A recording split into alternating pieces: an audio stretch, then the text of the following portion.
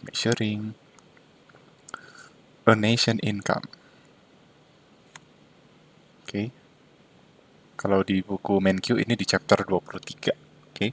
Nah, sebelum masuk ke nation income itu sendiri, saya ingin membahas tentang apa saja hal-hal yang dijawab dalam makroekonomi ya. Misalnya, mengapa average income yang tinggi, ya kenapa average income tinggi di beberapa negara dan rendah di beberapa negara lainnya ya. Jadi ada negara yang average income-nya tinggi, ada negara yang average income-nya rendah. Lalu, mengapa harga meningkat sangat cepat gitu di beberapa periode waktu, while they are more stable in others ya. Tapi di negara lain bisa stable gitu. Terus, why do production and employment expand in some year and contract in others ya. Ada tahun tertentu yang produksi dan employment-nya itu ada ekspansi ya, meningkat, tapi di tahun tahun tertentu dia mengalami kontraksi gitu ya. Itu akan dijawab di chapter makroekonomi ini gitu. Oke. Dan bicara tentang measuring a nation income, kita perlu yang namanya data of macroeconomics. Ya, kita bisa lihat bahwa di sini ya the rule of data ya itu berguna ya. Kenapa? Karena untuk melihat apa yang menjadi masalah, maka kita harus tahu datanya. Oke. Ini ibaratnya dokter dengan pasien ya. eh, apa Seorang dokter untuk mengetahui masalah yang dihadapi oleh pasien atau mengetahui penyakit, maka dia perlu yang namanya data seperti itu. Ya, ini ilustrasinya seperti itu. Ya, misalnya ada orang menderita tekanan darah tinggi. Oke, dokter nggak cukup cuma oh ya saya mengalami tekanan darah tinggi. Ya mungkin si dokter pasti percaya dengan pasien gitu. Jarang pasien berbohong. Tapi si dokter untuk melakukan treatment terhadap pasien tersebut, dia harus tahu seberapa parahkah tekanan darah tingginya. Nah, indikator apa yang perlu diukur? Mungkin dia harus tahu sistol dan diastolnya gitu ya. Tekanan darah tingginya berapa, tekanan darah rendahnya berapa ya, sistol diastol gitu. Terus denyut nadinya berapa dalam kondisi normal.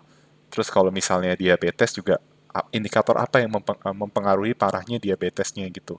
Ya, semua penyakit itu ada indikator-indikatornya, bahkan COVID-19 pun ada indikatornya juga gitu ya. Terus dia ini juga misalnya ronsen ya. Ini kayaknya kalau nggak salah sebelum operasi ya. Jadi operasi gigi bungsu ya, biasanya kalau ada gigi bungsu sampai dewasa itu harus dioperasi supaya tahu gigi mana saja yang harus dicabut. Dokter nggak bisa ngira-ngira ya. Oh, meskipun dia bisa ngelihat dengan mata dia sendiri gitu ya. Oh, si pasien ini memang ada gigi bungsu yang harus dicabut, tapi dia mesti mastiin di ronsen gitu. Kira-kira mana yang harus dicabut? Ya, mungkin kalau dia hanya lihat sekilas ini cabutnya mesti 4 gitu. Ternyata pas di ronsen, oh ini yang bermasalah 5, jadi harus cabut 5 ya. Jadi kurang lebih itulah gambarannya ya. Untuk mengetahui masalahnya kita perlu data. Oke. Jadi data itu akan membantu policy maker melihat masalah yang ada, lalu data juga membantu seorang ekonom makro mengidentifikasi the theory that make correct prediction and the theories that make incorrect prediction. Jadi nggak semua prediksi yang ada di teori itu bisa benar. Sebenarnya gini, teori itu bisa saja dilanggar, itu bukan karena teorinya jelek. Jadi jangan jangan kalian berpikir kalau misalnya ada teori A dan teori B, nah ketika teori A lebih relevan di dunia nyata dibanding teori B, bukan berarti teori A lebih bagus dari teori B. Lebih tepatnya ada asumsi yang membuat teori A itu lebih relevan di kehidupan nyata gitu. Jadi bagus jeleknya teori bukan tergantung dari seberapa banyak dia itu terjadi di kehidupan nyata. Oke. Okay? Tapi intinya teori itu bisa memprediksi hal yang benar ataupun hal yang salah. Lalu data juga often untuk reveal interesting puzzle ya that macroeconomic theories need to solve. Oke. Okay? Nah, kan bicara tentang measuring a nation income, maka kita belajar tentang total income ya. Recall that we need to measure the health of an economy ya. Misalnya kita diminta untuk mengukur kesehatan dari perekonomian. Nah, ketika kita ingin when judging whether an economy is doing well or poorly, apakah dia baik atau buruk ya, it is natural to look the total income that everyone in the economy is earning. Ya, jadi untuk melakukan judgement terhadap perekonomian suatu negara, apakah perekonomiannya baik atau poorly, maka yang dilihat itu adalah total income dari semuanya, that everyone in the economy. Okay? We can temporarily enjoy a high standard of living even if total income is low. Ya, sekalipun tadi kita bilang bahwa mengukur kesehatan perekonomian itu dilihatnya, judgementnya itu dari total income, tapi kita juga mesti tahu bahwa ada kondisi di mana ada negara yang total income-nya itu rendah, atau nanti kita sebutnya GDP ya. GDP-nya rendah, tapi ternyata dia bisa menikmati high standard of living gitu. Tapi itu temporarily ya. Nah, caranya gimana? Nah, itu dengan cara borrowing from other ya, minjem uang dari negara lain. But we cannot keep borrowing forever. Nah, itu yang jadi masalah. Ya. Kita bisa minjem uang dari negara lain, tapi kenyataannya kita nggak bisa selamanya melakukan itu. At some point we will have to repay ya. Ada saat tertentu kita harus membayar dengan bunganya juga. Ya, jadi teman-teman harus, karena kita kan konsep kalau ekonomi di mikro kalian juga udah belajar ya, mikro dan matematik ekonomi, kita mengenal yang namanya time value of money. Ya, nilai saat ini itu tidak sama dengan nilai 5 tahun sebelumnya. Kenapa? Karena adanya inflasi. Oke, nah kalau dalam konteks meminjam uang di bank, ada yang namanya interest rate seperti itu ya. Jadi kita mesti lihat juga ya, kita harus bayar utang dengan interestnya. Oke, at that point we will have to repay out of our income. This is why a nation's standard of living depends heavily on its own total income. Oke, jadi itu alasannya. Nah, total income di sini itu adalah GDP atau Gross Domestic Product ya. Gross Domestic Product is one measure of a country's total income ya. Adalah satu pengukuran dari total income di suatu negara. Oke. Sebenarnya ada nggak pengukuran lain total income selain GDP? Ada, tetapi GDP yang paling populer ya.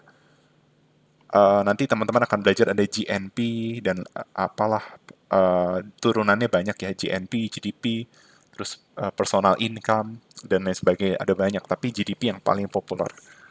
Oke, jadi mostly kita bahas tentang GDP ya. GDP sendiri itu apa sih definisinya ya? Jadi GDP definisinya bisa ada 3 sebenarnya. Jadi nanti kita akan belajar apa namanya, menghitung GDP dengan 3 approach. Tapi di chapter ini hanya satu approach yang kita pakai. Oke. GDP itu adalah total market value of all final goods and service produced.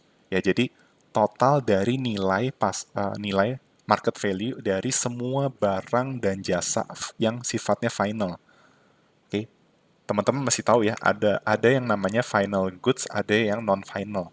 Nah, atau misalnya kita sebut intermediate ya, intermediate input misalnya. Oke, contohnya gimana? Contohnya itu adalah, bentar, saya ambil contoh misalnya apa ya, yang gampang ya. Yang gampang itu, misalnya pensil ya. Oke, di dalam komponen pensil itu ada kayu. Artinya, ketika dia masih kayu dan komponen lain untuk membentuk pensil, maka ini masih disebut intermediate input. Dan itu nggak diperhitungkan di GDP. Yang diperhitungkan di GDP ketika dia sudah jadi barang jadi, final goods, yaitu pensil. Nanti kita akan belajar kenapa yang dihitung hanya final goods, bukan intermediate input misalnya. Ya. Intinya GDP itu mengukur seluruh barang dan jasa yang diproduksi di suatu negara in a given period of time, atau di periode waktu tertentu. Yang namanya periode waktu tertentu tidak harus dalam tahun, meskipun pada umumnya kita menghitung GDP dalam tahunan. Bisa nggak kita hitung GDP dalam kuartal? Dalam semester bisa, dalam kuartal juga bisa ya. Dalam bulan juga sebenarnya bisa. Dalam hari pun juga bisa. Tapi umumnya GDP itu kalau nggak dalam tahun, semester, kuartal ya. Saya belum tahu apakah ada negara yang menghitung GDP itu dalam bulanan. Tapi biasanya GDP dihitung tahunan ya. Makanya kita bisa kalau kita bisa nyari data GDP tahun 2019 misalnya. GDP 2020. Itu bisa. Tapi kita juga bisa cari GDP dalam kuartal. Ya, semua negara pasti melakukan perhitungan GDP dalam kuartal ya. Karena nanti itu untuk menganalisis growth of economy QOQ ya, quartal on quartal. Di situ juga termasuk pertimbangan melihat apakah suatu negara itu mengalami resesi atau enggak. Oke. Tapi di satu sisi, dia sama juga dengan total expenditure on all final goods and services produced within a country in a given period of time. Selain dia adalah total market value, dia juga total expenditure. Pertanyaannya, nilai total market value dengan total expenditure sama nggak? Jawabannya sama. Tapi cara perhitungannya beda nggak? Beda. Oke. Okay? Nah, total expenditure-nya ini nanti kita akan pelajari komponen-komponennya di bawah. Oke. Okay? Nah, tapi juga it's also total income earned from all productive activity in the domestic economy. Oke. Okay? Jadi ini tiga pengertian GDP dan tiga-tiganya itu menggambarkan metode perhitungan yang berbeda dan akan menghasilkan hasil yang sama. Pasti sama. Oke. Okay? Nah, total nanti yang paling umum itu kita belajar ini total expenditure sama total market value. Total expenditure tuh intinya dia melihat dari sisi agregat demand. Teman-teman harus nanti sebenarnya kita belum belajar ya apa itu agregat demand, tapi intinya demand secara keseluruhan di suatu negara. Jadi tidak mengacu pada konsumen tertentu. Oke, di mana nanti teman-teman kayaknya udah pernah belajar ya. Eh, yang C konsumsi ditambah investasi ditambah pengeluaran pemerintah ditambah net ekspor, di mana net ekspor adalah ekspor kurang impor. Nanti kita akan pelajari. Sedangkan kalau total income ini berarti pendekatannya supply, agregat supply, atau bukan dari consumer tapi dari produser, ya. Nah, rumusnya itu yang nanti ini jarang sih ya. R plus rent, interest, profit ditambah wages. Oke. Okay. Kalau total market value ini yang paling pendekatan yang paling mudah ya. Jadi dia mentotalkan harga dikali quantity yang ada di negara tersebut. Oke. Okay? Nah, sekarang jadi pertanyaan di kenapa final goods? Oke. Okay? Kenapa final goods and services? Kenapa nggak all of goods and services? Nah, final goods are those goods sold to their final user. Ya, artinya apa? Ketika orang beli pensil, maka yang dia keluarkan adalah uang untuk membeli pensil. Taruhlah harga pensil itu Rp6.000. Nggak peduli mau komponennya itu Rp2.000 atau Rp1.000, ya. Intinya ya si pembeli mau beli pensilnya bukan beli kayu. Karena pensilnya yang terjual di final users. Nah, dan kita mesti tahu bahwa final goods are those goods that do not disappear in the process of the production of some other for sale good. Oke? Okay? Artinya apa? Final goods itu adalah barang yang tidak akan hilang dalam proses produksi. Maksudnya hilang tuh gimana? Nah, kalau intermediate goods itu bakal disepir. Contohnya tadi kayak kayu, itu dia bukan barang jadi. Ketika kayu jadi pensil, maka si kayu ini diasumsikan tidak ada lagi karena sudah jadi pensil. Nah, sehingga kenapa kita harus menghitung final goods aja? Karena ya barang intermediate itu include final goods gitu. Gitu. Jadi misalnya kayak pensil itu butuh kayu.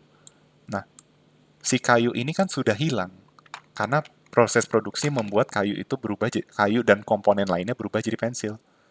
Makanya karena kayu itu disepir dalam proses of production atau sudah berubah wujud, maka ini kita nggak hitung dalam GDP. Ya, ya ini contoh. A pencil is a final good because uh, once once produced it is ready for use by its final users. Nah, tapi wood, graphite, and other material that disappear in the pencil are not final goods. Ya, komponen pensil itu bukan final goods gitu. Sehingga their market value is counted when the market value of the pencil is counted. Jadi dengan menghitung pensil dalam perhitungan GDP, maka sebenarnya intermediate inputnya sudah dihitung juga, sudah include. Sehingga kalau mereka dihitung secara terpisah, maka GDP would be counting them twice. Ya, misalnya wood itu 2.000, graphite itu 3.000 misalnya ya. Terus other materials itu adalah 1.000. Ya kan?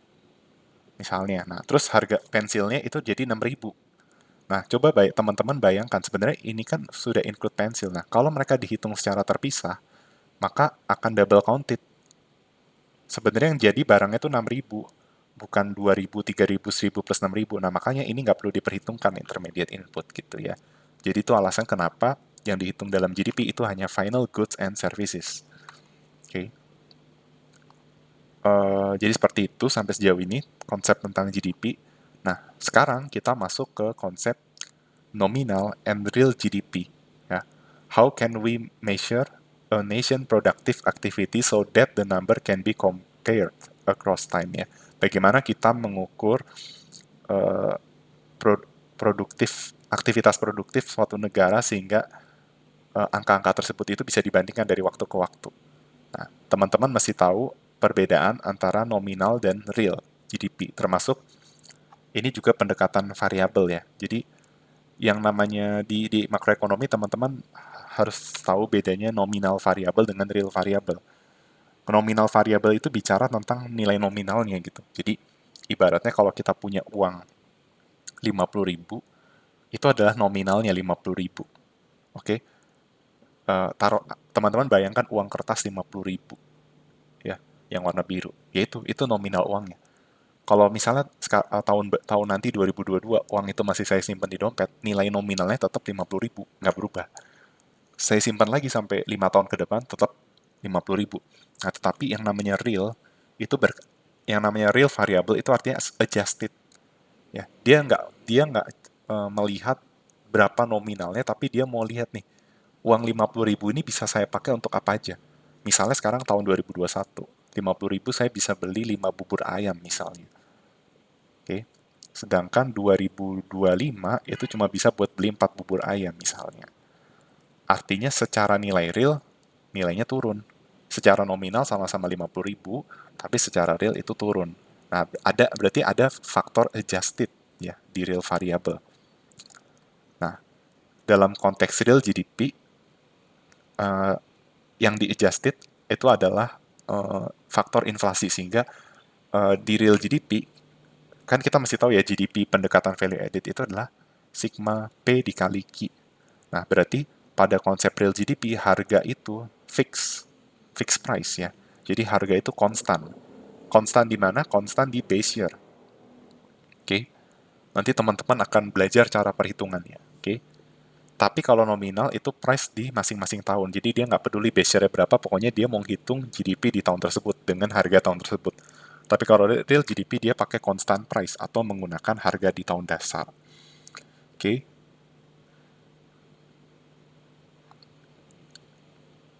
Seperti itu. Nah, biar lebih gampang kita langsung wait, ini ceritanya nih ya. Nanti kita akan sama-sama latihan ya. Biar lebih gampang karena ini soal yang tidak susah sebenarnya ya. Jadi ceritanya ini anggap ini negara, misalnya negara apalah, negara Amerika ya misalnya ya. Ini produk, misalnya negara Amerika cuma memproduksi apel dan jeruk ya, apples and orange. Oke. Di tahun 2015, 16, dan 17 ini adalah harganya di masing-masing tahun dan ini adalah kuantitasnya. Nah, menghitung nominal GDP berarti misalnya menghitung nominal GDP di 2015. Berarti rumusnya adalah berarti karena barangnya cuma dua ya, berarti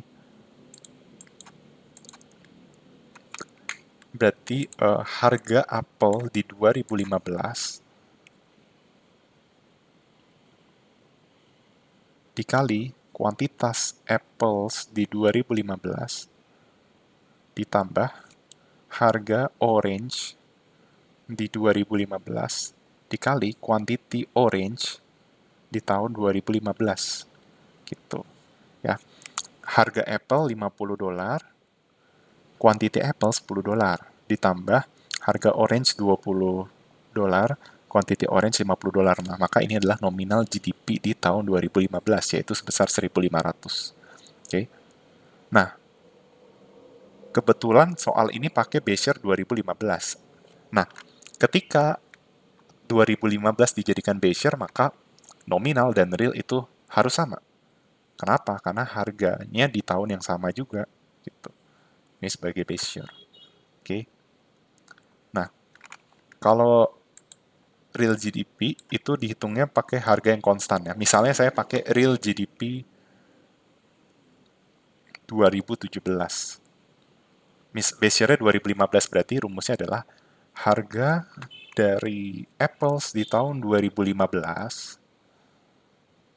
dikali quantity apples di 2017 ditambah harga orange di 2015 dikali quantity orange di 2017. Oke, jadi kuantitinya tetap mengikuti tahunnya seperti itu. Oke. Nah, makanya nih harganya sama nih, 50 sama 20. Nah, kita bisa lihat perhitungan nominal dan real itu pasti berbeda. Kalau dia bukan tahun dasar, misalnya 2016 kalau nominal 5.000, di real itu 3.000. Ya, apa sih kurang lebih interpretasi kenapa nominalnya lebih besar dari real? Karena kalau nominal itu kan benar-benar harganya harga tahun tersebut. Nah, kita tahu bahwa suatu negara kecenderungannya adalah di tahun berikutnya itu mengalami inflasi atau kenaikan harga barang. Jadi seolah-olah GDP-nya itu meningkat lebih tinggi. Itu. Nah, kalau real GDP itu kan harganya konstan. Nah, pada dasarnya dia ingin melihat pertumbuhan output. Itu. Oke. Makanya real GDP itu lebih sedikit. Oke. Nah, kalau kita bisa interpretasi seperti ini nih. Real GDP 2015 itu 1.500, sedangkan real GDP 2016 itu 3.000. Artinya apa? Dari 2015 ke 2016, output naik 2 kali lipat. Seperti itu. Karena apa? Dengan harga yang sama, ya, real GDP-nya naik 2 kali. Nah, berarti outputnya naik 2 kali. Gitu. Tapi kalau nominal nggak bisa kita ngasih interpretasi output naik sebesar 5 dibagi 5.000 bagi 1.500 ya, sekitar 3, nggak bisa. Karena harganya kan juga ikutan naik gitu. Oke. Jadi seperti itu ya. Itulah pentingnya kita mengukur real GDP seperti itu. Oke. Dan kita bisa mengukur growth rate atau tingkat pertumbuhan. Nah, tingkat pertumbuhan itu diukur dengan cara nilai saat ini, nilai yang baru dikurang nilai sebelumnya dibagi nilai sebelumnya kali 100. Nah, ini teman-teman harus camkan ya. Harus tahu nih growth rate itu rumusnya apa. Ya, YT plus 1 dikurang YT dibagi YT. Ya. Atau bisa juga pakai rumus YT dikurang YT min 1 dibagi YT min 1. Oke, saya rasa di anak SV harus ngerti ini ya. Di matematik lanjut, matematik udah dipelajari ya. Mencari growth itu selalu seperti itu. Kalau kita mau cari growth rate seperti itu. Nah, kenapa dikali 100? Karena ingat, kan kita mau bikin ke dalam persen kan. Nah, 1 itu adalah 100%. Gitu. 100 per 100. Nah, berarti untuk dijadiin persen, dia harus dikalikan dengan 100. Oke. Nah, misalnya saya mau mencari berapa sih growth GDP nominal. Berarti ya ini, nilai saat ini dikurang nilai sebelumnya, dibagi nilai sebelumnya, dikali 100. Hasilnya adalah 233,33%. Artinya nominal GDP naik sebesar, nah kalau interpretasi naik kali lipat, gini, kan logikanya kalau naik 100%, itu berarti naik 2 kali lipat, ya nggak? Misalnya dari 50 ke 100, itu kan naik 100% ya. Nah, artinya naik 2 kali lipat. Nah, berarti kalau 233% artinya naik 3,33 kali lipat. Oke. Kalau 160% artinya naik 2,6 kali lipat. Jadi kalau kalian mau tahu berapa kali lipat kenaikannya, rumusnya gini aja. Misalnya growth-nya itu sekian persen. Nah, sekian persen dibagi 100, dikurang 1, gitu aja. Ditambah 1. Kayak misalnya 100% dibagi 100 kan jadi 1. 1 tambah 1, 2. Oh, berarti 2 kali lipat. Kalau 300% berarti 300 bagi 100, 3. 3 plus 1, 4. Berarti, ketika growth-nya 300% naik 4 kali lipat gitu ya. Oke. Jadi itulah untuk mencari growth-nya. Oke. Nah, ini adalah data empiris dari real and nominal GDP di USA. Seperti itu. Oke. Kita bisa lihat yang merah itu adalah real GDP dan yang biru itu adalah nominal GDP. Nah, ini teman-teman masih tahu ya, kenapa di sini justru real GDP-nya lebih besar daripada nominal GDP. Mesti tahu nih, kenapa? Karena ingat kan dari tahun ke tahun umumnya negara mengalami inflasi kan. Nah, tapi kita mesti tahu bahwa yang namanya base year itu real sama dengan nominal, ya kan? Real sama dengan nominal. Oke. Atau ini kita bisa, nah nanti teman-teman akan belajar sebuah, saya nggak tahu di statistik teman-teman udah belajar nggak ya? Ada yang namanya konsep angka indeks. Apa itu angka indeks? Jadi angka indeks tuh dia mau angka indeks tuh menyatakan bahwa ketika di tahun dasar nilai indeks itu sama dengan 100. Oke. Nah, dengan asumsi trennya itu naik, maka di tahun berikutnya itu indeksnya di atas 100. Nah, nanti kita belajar nih menghitung inflasi dari angka indeks yang kita bakal pelajari hari ini. Oke. Nah, berarti sebelum base year itu di bawah 100. Atau dengan kata lain, real GDP di atas nominal. Nah, kenapa? Karena real GDP-nya pakai harga di tahun 2000, taruhlah ini 2012 ya. Nah, kita tahu bahwa harga di 2012 itu lebih tinggi daripada harga di tahun-tahun sebelumnya. Ini yang menyebabkan real GDP-nya lebih tinggi dari nominal GDP karena harga sesungguhnya itu lebih rendah daripada harga di tahun dasar. Makanya di tahun-tahun sebelumnya ini real GDP-nya di atas nominal. Oke. Jadi kurva ini nggak misleading, sama sekali nggak misleading ya. Ini benar nih, 2012 ya, yang jadi base year. Jadi teman-teman mesti tahu yang namanya base year itu tidak harus tahun pertama di soal ya. Ini kebetulan soalnya base year 2015, tapi kalau saya mau ganti base year 2016 itu juga nggak masalah. Dan umumnya suatu negara itu akan melakukan ini ya, pengubahan base year di tahun-tahun tertentu.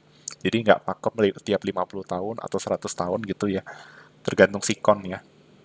Karena kalau nggak di riset nanti bisa misleading gitu angka-angka indeksnya. Oke. Terus ini data tentang tingkat pertumbuhan nominal dan real GDP di US ya. Terus, nah sekarang, nah ini nih konsep GDP deflator.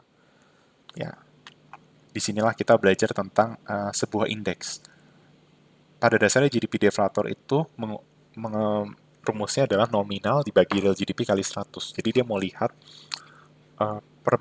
apa namanya rasio antara nominal dengan real GDP. Kalau nominal GDP itu kan harga di tahun tersebut dikali kuantitas di tahun tersebut.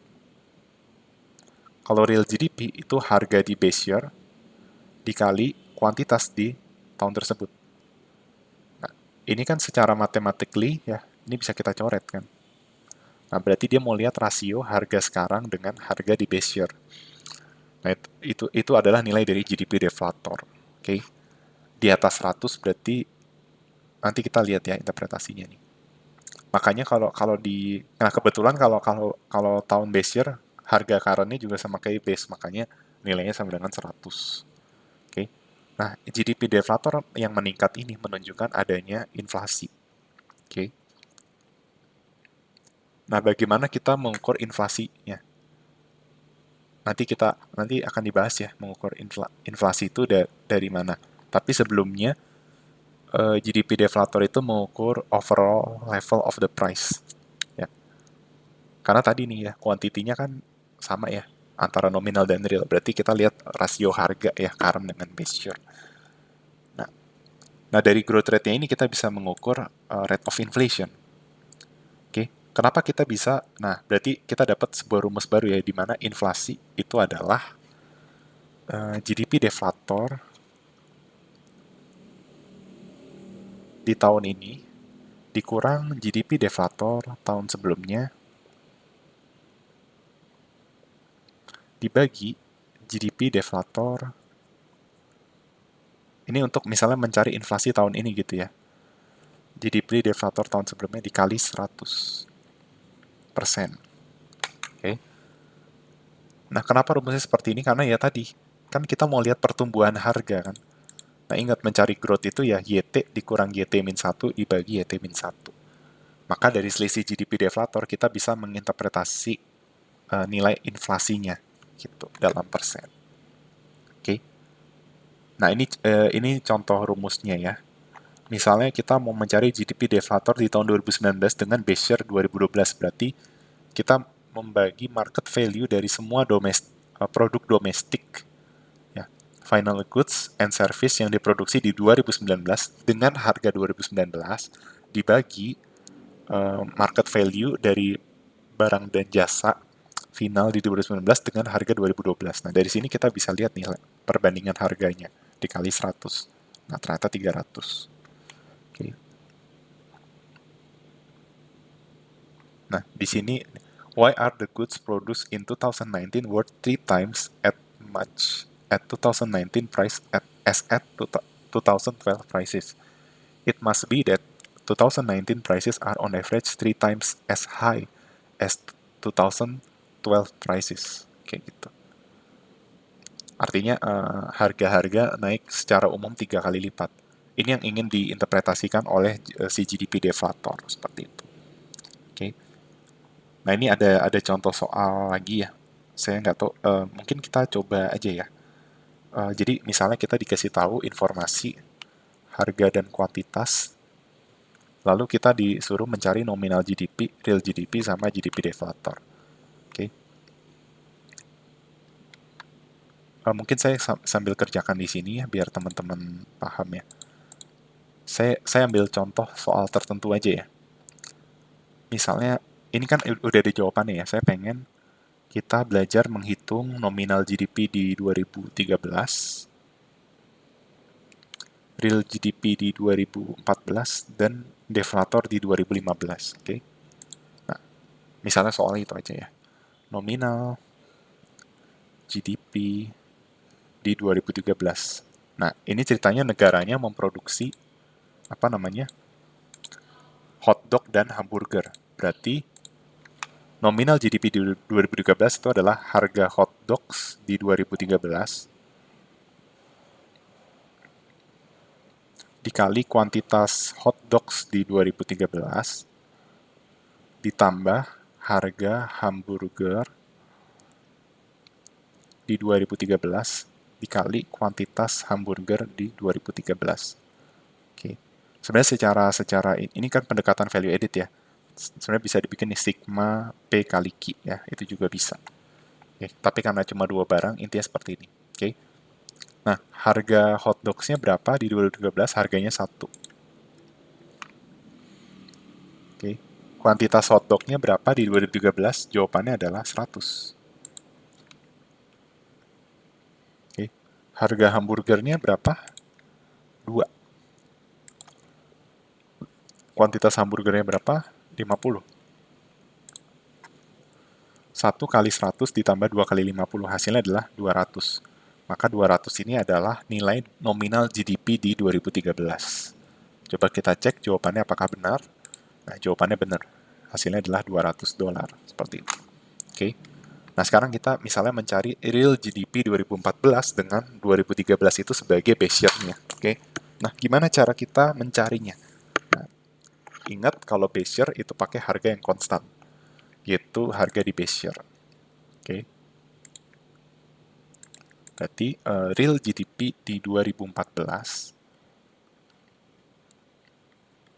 itu adalah harga hotdogs di 2014 dikali kuantitas, di 2013 karena base year-nya 2013 dikali kuantitas hotdogs di 2014 ditambah harga hamburger di 2013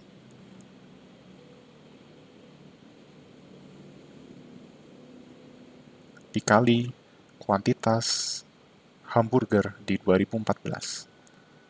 Kenapa kita menghitung harga di 2014? Karena itu yang menjadi base year.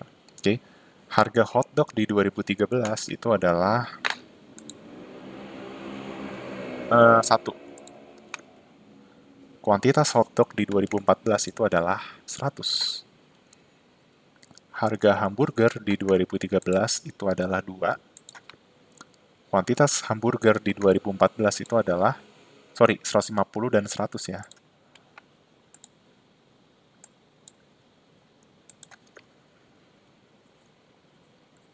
Nah, berarti hasilnya adalah 1 kali 150 tambah 200 itu adalah 350. Nah, ini adalah real GDP di 2014. Kita lihat hasilnya apakah sama? Ya, jawabannya sama ya, 350. Oke. Nah, sekarang misalnya kita mencari GDP deflator di 2015, berarti rumusnya adalah nominal di 2015 dibagi real di 2015 dikali 100. Kalau indeks nggak pakai persen ya. Nah, nominalnya itu 1.200, realnya 500. Jadi 1.200 bagi 500 dikali 100. Hasilnya adalah 240. Gitu. Oke. Jadi ini adalah GDP deflator di tahun 2015. Nah, berarti kalau GDP deflator dari waktu ke waktu naik, berarti ini menunjukkan adanya inflasi. Oke. Nah, terus gimana ngitung inflasinya? Ngitung inflasi berarti selisih GDP deflator ya. Nah, saya ingin ngasih pertanyaan begini. Teman-teman bisa nggak? Kalau berarti dari data ini kita bisa nyari data inflasi di tahun 2014 dan inflasi di 2015. Ya, misalnya inflasi 2015 berarti rumusnya adalah deflator di 2015 dikurang deflator 14 dibagi deflator 14. Oke, dikali 100. Oke. Nah, pertanyaannya bisa nggak kita nyari inflasi tahun 2013? Nggak bisa. Gitu. Kenapa nggak bisa? Karena kita nggak punya informasi deflator tahun sebelum 2013, yaitu 2012. Makanya dengan tiga informasi ini kita cuma bisa mencari nilai inflasi di 2014 dan inflasi di 2015, ya, seperti itu. Oke. Nah, sekarang ini adalah data GDP deflator dari waktu ke waktu. Nah, mesti ingat nih, karena indeks rate-nya 2012 dan umumnya dia mengalami inflasi, maka sebelum 2012 nilai deflatornya itu di bawah 100.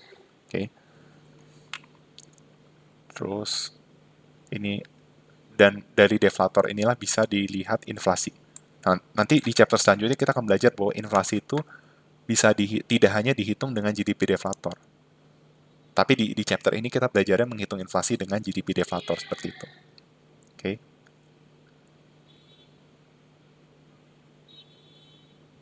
Nah, ini alasan kenapa disebut GDP deflator. Ya.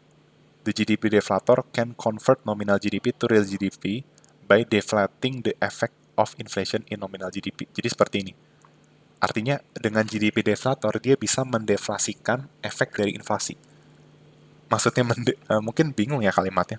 Apa sih mendeflasikan efek inflasi? Berarti membuat seolah-olah inflasi itu tidak ada. Ya, misalnya gini, kan teman-teman tahu ya bahwa GDP deflator itu adalah nominal GDP dibagi real GDP kali 100. Nah, berarti teman-teman bisa mencari nilai real GDP dengan informasi nominal GDP dan GDP deflator. Nah, berarti rumusnya jadi ini adalah ini per ini ya. Kalau teman-teman bingung gini, misalnya 10 sama dengan 20 per 2.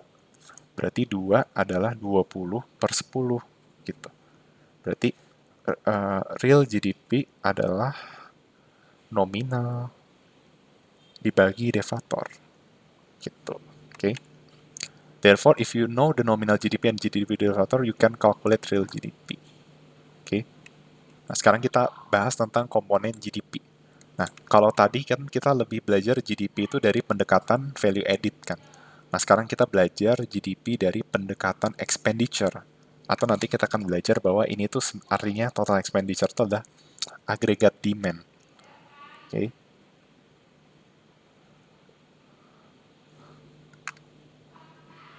Nah, ini adalah rumusnya ya. Artinya apa? Ini adalah komponen dari agregat demand. Jadi, demand secara agregat itu adalah konsumsi, investasi, pengeluaran pemerintah, dan net ekspor atau ekspor kurang impor. Oke. Nah, sekarang kita akan membahas uh, tentang formula dari GDP dengan pendekatan expenditure gitu ya. Ini karena buku MenQ dengan pacuannya itu Amerika ya, kita lebih banyak membahas Amerika ya, tapi bisalah nanti dikaitkan sama Indonesia. Oke.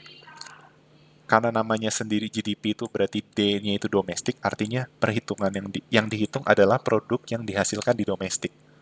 Baik itu, jadi teman-teman harus tahu ya, yang namanya domestic product artinya apa?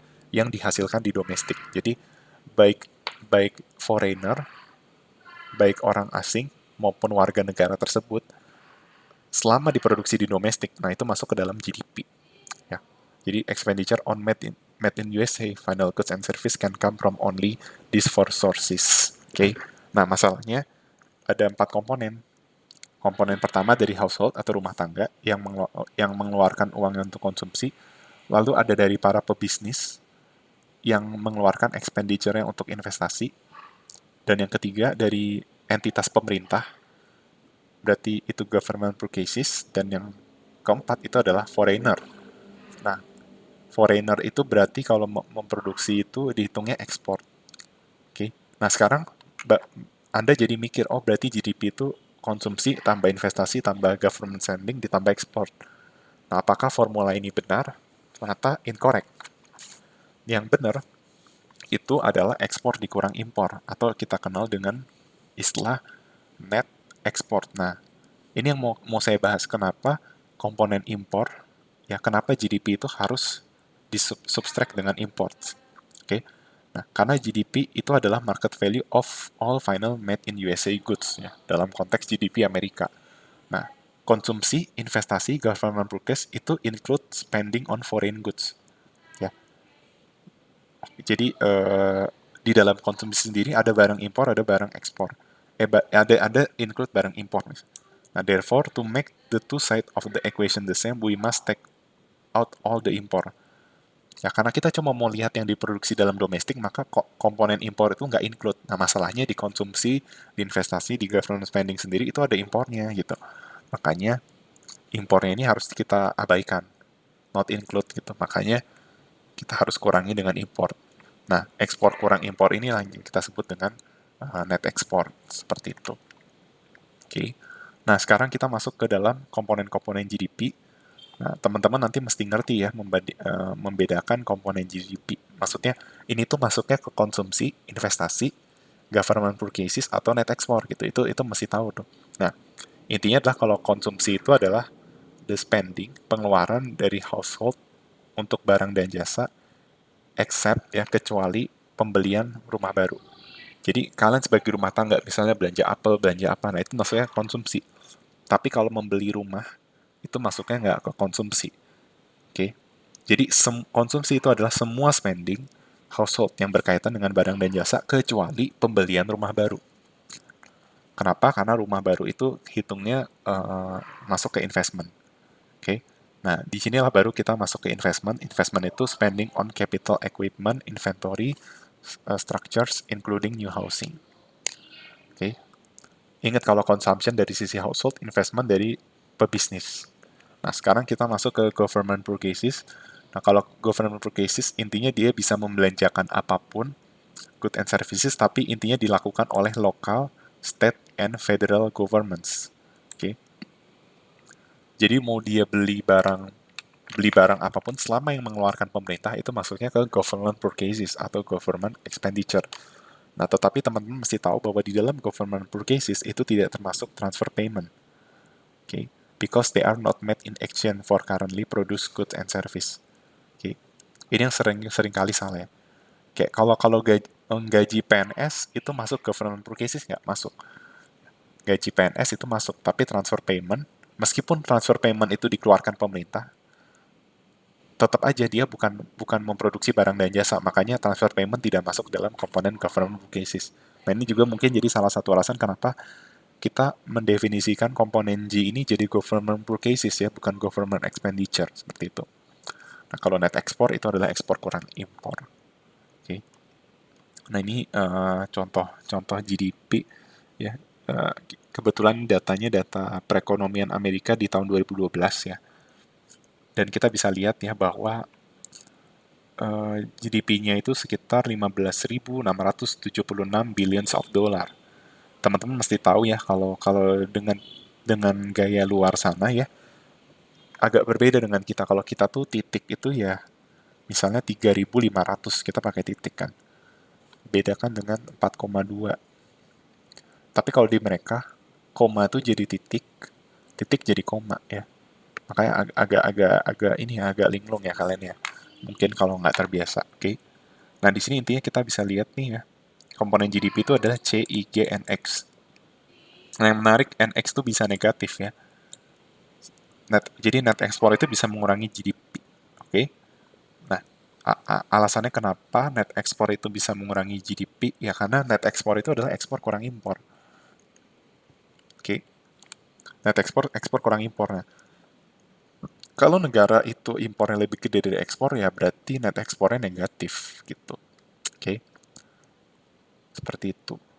Masuk akal, saya rasa masuk akal ya.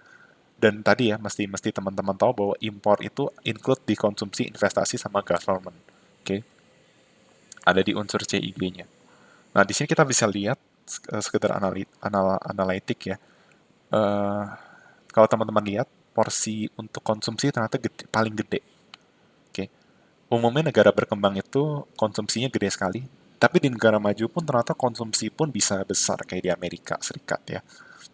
Oke, jadi konsumsi itu punya komponen, punya kue terbesar lah. Kita nyebutnya bagian itu jadi kue. Ya. Kuenya sangat besar. Umumnya itu sekitar setengah sampai 2/3, bahkan sampai 3/4 kue dari GDP adalah itu dipengaruhi dari konsumsi. Makanya ketika sekarang pandemi COVID ya, COVID-19, misalnya mobilitas itu berkurang karena adanya kebijakan lockdown, daya beli masyarakat menurun, maka itu dampaknya terhadap perekonomian sangat terasa. Gitu. Kenapa ya? Karena konsumsi itu ya faktor terbesar di GDP gitu. Makanya wajar kalau pemerintah mendorong masyarakat untuk mengonsumsi gitu supaya ekonomi itu bisa kembali bergerak seperti itu. Terutama masyarakat yang mampu, marilah konsumsi, marilah bantu UMKM gitu ya supaya perekonomian itu bisa bergerak ya. Mari belanja gitu.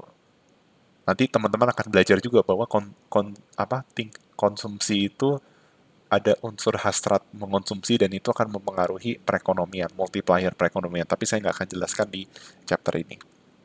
Oke, nah ini data GDP dengan komponennya secara detail ya, agak pusing ya. Saya nggak akan bahas. Nah ini dari tahun ke tahun ya. Berapa sih share konsumsi terhadap GDP? Nah teman-teman bisa lihat ya. Ini dari tahun ke tahun bisa berubah ya.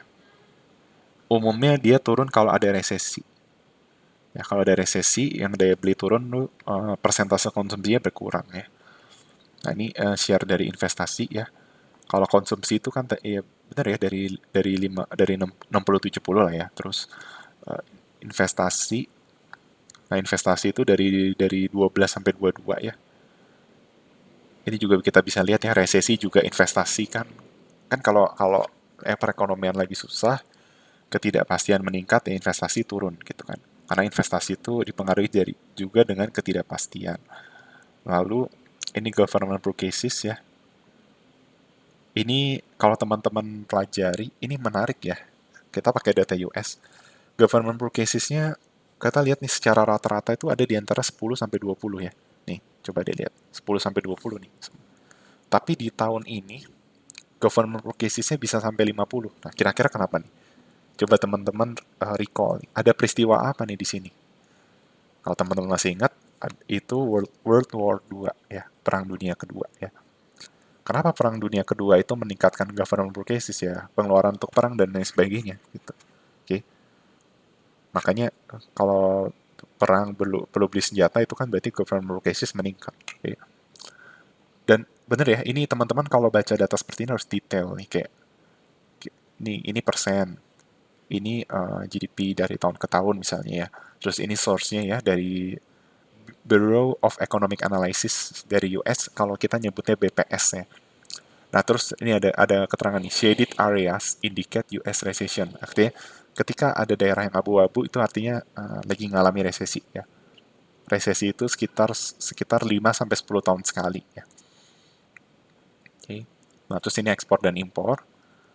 Oke. Okay. Nah ini hijau itu net ekspor. Oke. Okay. Kita bisa lihat bahwa Amerika setelah tahun sekitar 1975 itu net ekspornya cenderung negatif atau lebih banyak impor. Seperti itu. Ini juga bisa mengindikasikan apakah si Amerika tuh lebih lebih banyak impor atau lebih banyak ekspor. Nah, terus ini kurva net ekspor secara sendiri, oke? Okay? Dan ini contoh kalau teman-teman mau nyari data ya. Kalau US pakainya ini, kalau kita pakainya BPS, oke? Okay? Nah, terus saya kayaknya nggak akan jelaskan yang purchasing power parity. Intinya kita kita bisa membandingkan GDP dengan konsep purchasing power parity. Oke. Nah, apa yang dimaksud dengan purchasing power parity? Intinya dia melihat dari kemampuan daya beli. Tapi saya nggak akan jelaskan ini, tapi teman-teman bisa baca sekilas nih ya. Kalau mau cari tahu apa itu purchasing power parity, silahkan, karena ini akan dibahas di chapter selanjutnya. Ya, saya nggak akan bahas ini. Oke, saya nggak akan bahas ini. Nah, saya langsung masuk ke sini aja ya. Is GDP a good measure of economic well-being? Apakah GDP menjadi perhitungan yang baik, a good measure of economic well-being? Jawabannya jelas tidak. But, ada but-nya nih, tetapi it is the best one number measure we have. Ya, memang GDP bukan yang terbaik. GDP memang tidak selalu menggambarkan economic well-being yang sesungguhnya, tetapi GDP itu merupakan indikator terbaik untuk menggambarkan well-being masyarakat seperti itu. Nah, kenapa dia bukan good measure? Karena ada a lot things that missing in GDP, ya, seperti inequality dan lain sebagainya. Ya, kita bisa melihat contohnya ya. eh, ini data di Amerika ya kalau nggak salah ya. Kita bisa lihat bahwa sebenarnya kesenjangannya sangat tinggi. Ya, saya nggak tahu nih yang udah belajar pengantar mikro harusnya udah belajar ya konsep income inequality ya. Bisa kita lihat bahwa ini cara bacanya tuh apa namanya? Kayak masyarakat dibagi menjadi kuintil. Kuintil tuh jadi apa ya? Jadi per 20%. Nah, misalnya ada 100 juta penduduk, berarti tiap 20 juta penduduk tuh dibagi gitu ya. 20 juta pertama, 20 juta selanjutnya, 20 juta selanjutnya, terus 20 juta selanjutnya, 20 juta selanjutnya. Yang intinya yang income intinya 5% orang terkaya itu menguasai 22,1% kekayaan. Nah, 20% terkaya itu menguasai hampir lebih dari setengah dari total kekayaan. Artinya gini, misalnya GDP-nya tuh 100 juta dolar. Ya, artinya apa? Highest quintile tuh quintile pertama, quintile 1 gitu ya.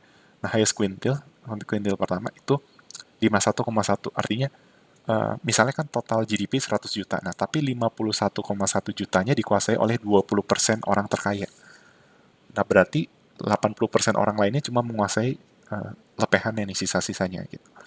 Nah, berarti intinya dalam GDP itu dia nggak ngukur income inequality atau kesenjangan pendapatan. Oke. Poverty pun juga nggak bisa diukur dengan GDP. Sekalipun ada kaitan poverty dengan GDP ya, misalnya ketika ada resesi gitu. Oke. Ini kita bisa lihat number in poverty dari tahun ke tahun. Terus teman-teman juga tahu ya laser ya. Di mikro udah belajar apa itu laser. Kurang lebih laser itu adalah sebuah aktivitas yang tidak menghasilkan produk. Ya, artinya kalau kamu mengerjakan hal tersebut kamu nggak dibayar. Nah, artinya apa? Kalau kita meningkatkan laser atau kalau kita melakukan laser, pada dasarnya kita mengurangi GDP. Ya, misalnya kita biasa bekerja 10 jam. Nah, kalau kita memutuskan bekerja hanya 8 jam, artinya kita trade off-nya adalah 2 jam itu untuk laser tambahan. Nah, berarti GDP berkurang. Padahal dengan penambahan laser, utility masyarakat, welfare masyarakat itu meningkat. Nah, welfare masyarakat meningkat, GDP turun. Nah, ini berarti ketika penurunan GDP tidak sesuai dengan tingkat kesejahteraannya. Ternyata GDP turun, kesejahteraan meningkat dengan peningkatan laser yang mengurangi GDP. Seperti itu. Terus GDP juga doesn't count illegal work ya, kayak narkoba, seks bebas itu nggak dihitung di GDP. Ini makanya ini ada jokes ya. Kita kerja keras, ya kita kerja keras, tapi what the point? They will not even count it in GDP. Ini kayak jokes gitu lah ya. Ketika mereka kerja ilegal, kita kerja keras tapi nggak dihitung di GDP gitu. Ini hanya dark jokes saja ya. Nah, terus GDP doesn't count work at home. Ya, ketika misalnya ada seorang ibu rumah tangga yang kerjanya juga banyak, itu nggak kan mereka nggak digaji juga ya. Padahal mereka menghasilkan suatu produk ya. tapi mereka nggak dihitung di GDP. Padahal misalnya dengan banyaknya seorang ibu rumah tangga yang ngurus rumah tangga dengan baik itu kan meningkatkan kesejahteraan juga ya. Nah itu nggak di capture sama si GDP. Terus GDP juga nggak ngitung volunteer work. GDP juga ignores environmental damage. Oke, okay? Nah saya sudah bahas di chapter sebelumnya nih ya tentang trade-off antara economic dengan environment. Oke, okay? Ketika GDP meningkat, kerusakan lingkungan itu meningkat juga. Kenapa? Karena pada saat proses produksi barang dia menghasilkan yang emisi atau menghasilkan polusi. Oke, okay? Sehingga GDP, tapi GDP yang meningkat itu tidak, dia mengabaikan kerusakan lingkungan. Nah, apa nama komponen yang menghitung GDP yang menghitung kerusakan lingkungan? Kalau teman-teman masih ingat, namanya adalah green GDP. Ya, jadi ini suatu konsep yang bagus. Jadi dia menghitung GDP dengan cara GDP dikurangi dengan kerusakan lingkungan. Jadi kita bisa bandingkan negara mana yang green GDP-nya paling tinggi, artinya GDP yang include kerusakan lingkungan. Gitu. Artinya dengan GDP yang sama, kalau kerusakan lingkungannya lebih tinggi, berarti green GDP-nya lebih rendah. Oke. Okay. Terus GDP juga ignores consumer surplus nih. Contohnya dengan adanya free digital technology, free available education kayak Khan Academy, Coursera, itu kan sebenarnya consumer surplus meningkat. Kenapa? Karena masyarakat misalnya ketika dia mau mengakses available education, kan mereka sebenarnya bersedia untuk bayar, misalnya bayar Rp5.000. Tapi sekarang mereka bisa dapat dengan gratis. Nah, artinya ada consumer surplus kan. Kayak sekarang kalian ikut ASG gitu. Sebenarnya saya yakin beberapa dari kalian rela untuk membayar. Sekalipun membayarnya sangat kecil. Tapi kalian bisa dapatkan dengan gratis. Artinya ada consumer surplus itu di situ. Nah, itu karena free ya nggak masuk GDP kan. Nah, makanya consumer surplus tidak include di dalam GDP. Oke. Okay? Nah, terus ini yang terakhir ya. Disaster may raise GDP.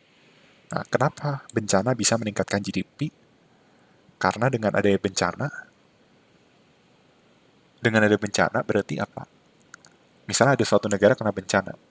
Nah, kita mesti lihat pasca bencana apa yang dilakukan. Mereka akan melakukan pembangunan baru. Contohnya gini, misalnya kalian punya rumah, terus asumsikan rumah itu hancur karena ada bencana. Maka apa yang terjadi setelah bencana? Kamu harus bangun rumah itu kembali. Nah, ketika kamu ingin membangun rumah kembali, ketika kota itu dibangun kembali, maka konsumsi meningkat, investasi meningkat ya kan? Karena harus bikin baru. Nah, berarti GDP meningkat.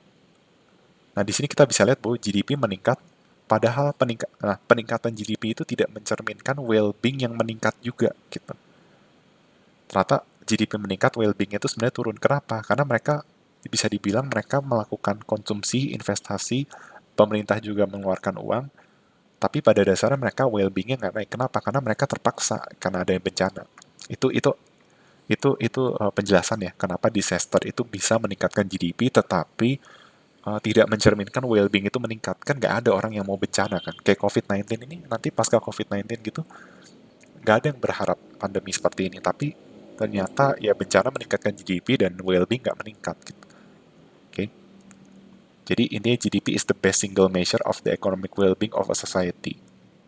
Nah, tapi teman-teman juga mesti tahu ada pendekatan namanya GDP per kapita atau GDP per person. Ini seperti yang saya sudah sampaikan di video sebelumnya ya. Kita bandingkan negara China dan Finland. Ya. Misalnya negara China itu penduduknya 1,4 miliar, Finland itu 5 juta. Dengan ketika masing-masing penduduk menghasilkan produk yang sama, maka sudah pasti China lebih besar daripada Finland. Nah, tapi pertanyaannya, eh, bagaimana kita bisa mengukur produktivitasnya? Berarti kita lihat harus per kepala gitu. Oke, intinya GDP gede itu umumnya dialami oleh negara-negara yang penduduknya banyak. Nah, untuk mengetahui negara mana yang GDP apa yang paling produktif, maka lihatnya per person atau per kapita. Makanya GDP per person tell us the income and expenditure of the average person in the economy. Ya, makanya kalau untuk mengukur well-being, ya jadi yang kita pelajari GDP itu best single measure of the economic well-being, tapi untuk society. Nah, tetapi untuk mengukur produktivitasnya kita lihatnya per person atau per kapita. Ya. Nah ini ada Dan kita juga bisa melihat bahwa ternyata ada korelasi antara GDP per kapita dengan indikator well-being lainnya ya. Di sini ada real GDP per person, terus ada life expectancy atau angka harapan hidup, average year of schooling, sama certified with water quality. Nah, teman-teman masih tahu kenapa data life expectancy dengan average years of schooling itu disandingkan dengan real GDP per kapita? Karena ini harusnya di ekonomi pembangunan ya. Human Development Index atau indeks pembangunan manusia itu diukur dengan 3 indikator. Indikator pertama itu adalah indikator ekonomi, yaitu pendapatan per kapita. Indikator kedua itu adalah indikator kesehatan yang diwakili oleh life expectancy. Ada metode baru tapi kurang lebih sederhana seperti itu. Nah, metode ketiga itu diukur dengan pendidikan. Jadi education and health sebagai human capital ini yang harusnya nggak boleh trade off, itu masuk dalam komponen HDI atau Human Development Index. Nah, education itu diukur dengan rata-rata bersekolah atau average years of schooling. Nah, kita bisa lihat bahwa ada kecenderungan di mana GDP per kapita tinggi, indikator life expectancy-nya juga tinggi, terus average years of schooling-nya lebih tinggi. Oke. Bisa lihat tren ininya ya. Kalau kita bikin scatter plot kelihatan. Oke, di level Oke, terus nah ini ditambah indikator baru ya. Apakah mereka merasa puas dengan water quality? Ternyata juga sejalan ya. Kenapa? Karena dengan GDP per kapita yang tinggi, berarti itu mencerminkan orang bisa mengonsumsi lebih banyak. Makanya itu ngaruh ke life. Jadi kenapa itu berkorelasi? Karena itu GDP per kapita itu kan berarti kemampuan dia untuk mengonsumsi barang kan. Kalau pakai pendekatan expenditure. Nah berarti dengan GDP per kapita yang lebih tinggi, dia bisa mendapatkan akses ke dunia kesehatan lebih tinggi, sehingga life expectancy-nya meningkat, terus average years of schooling-nya juga pendidikannya bisa meningkat, sehingga mereka rata-rata bersekolahnya lebih lama, dan yang terakhir mereka juga bisa memiliki kemampuan untuk mengakses air bersih. Ini jadi salah satu goals dalam SDGs. Dan sehingga angka kepuasan terhadap kualitas airnya lebih tinggi. Oke. Okay. Nah, di sini kita jadikan US itu sebagai pembanding. Oke. Okay. Nah, sebelum masuk ke summary, ini ada statement dari Robert Kennedy ya tentang GDP. Oke. Okay. Jadi GDP doesn't allow for the health of our children, the quality of their education, or the joy of their play. Ya, jadi GDP tidak menggambarkan kesehatan anak-anak kita, kualitas pendidikan dan sukacita ketika mereka bermain ya. Dan itu juga dan tidak termasuk dari keindahan puisi atau uh, pernikahan kita yang kuat, intelligence of our public debate, or the integrity of our public official. Nah, tetapi it measure neither our courage, dia nggak mengukur our courage, nor our wisdom, nor our devotion to our country. Nah, tetapi it measure everything. In short, ya, except that which makes life worthwhile, ya, apa yang membuat hidup kita berarti, dan it can tell us everything about America except why are we proud that we are American. Jadi kan Amerika tuh sangat menjunjung tinggi nasionalisme ya, kebanggaan terhadap Amerika ya. Sekalipun GDP itu bisa merangkum hal-hal secara singkat tentang well-being tadi, tapi itu nggak bisa menjelaskan kenapa kita bangga terhadap Amerika gitu. Ini salah satu statement yang terkenal dari Robert Kennedy. Oke. Okay. Nah, ini summary-nya ya. Because every transaction has a buyer and seller, pembeli dan penjual, maka the total expenditure in the economy must equal the total income in the economy. Ini alasan kenapa GDP dengan semua metode hasilnya pasti sama. Ya, terus GDP measure an economy's total expenditure on newly produced goods and service and the total income earned from the production of these goods and services. Terus GDP is the market value of all final goods and services produced within a country in a given period of time. Terus komponen GDP dengan pendekatan expenditure dibagi jadi 4, yaitu konsumsi, investasi, pembelian pemerintah, dan net export. Oke. Okay. Terus nominal GDP use current price to value the economy production. Ya. Tapi kalau real GDP menggunakan constant base year price to value the economy production of good and service. Nah, terus GDP deflator itu rasio antara nominal dengan real GDP. Terus GDP is a good measure of economic well-being because people prefer higher to lower incomes. Ya, dengan tingkat income itu menggambarkan mereka bisa mengakses kesehatan, pendidikan, dan lain sebagainya. It's not a perfect measure of well-being because some things such as leisure time and a clean environment are not measured by GDP.